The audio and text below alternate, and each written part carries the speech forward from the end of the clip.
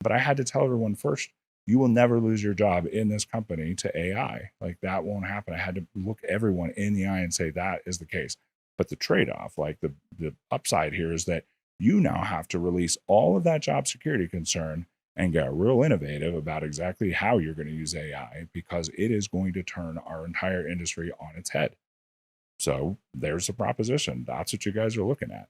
So for a lot of people, there's a expiration date really on our business model, not just our business model, Mm. but white collar, business and work altogether, which is what we were talking about before. And that's the big question. That's what everyone needs to start asking. How we're dealing with it, I think, is really, a smart way because almost no other company can kind of do this because if you're going to sell to private equity eventually anyway, then they're just going to push out your best people to drive profit margins up.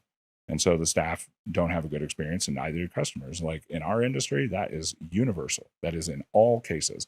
Everyone goes and posts on LinkedIn the day they close about how wonderful it all was. And yet all of the stories that come around after the fact from the customers and from the employees were that no, it was terrible. It was an absolutely terrible experience and nobody wants to go through it again. And so it's like, how are you going to go to your staff of technologists and say, hey, I need you to train the AI to do your job for you? And it's like, people are going to be like, no, pound sand, man. Like, I'm going to go figure something else out. And so I told my people this morning, I was like, if I got laid off today, I am starting an all AI MSP tomorrow and I'm going to automate everything. And trust me, there are security requirements, there are guardrails. Fortunately, our AI was born in our security department. So all of our R&D came right out of our security people, which is really good.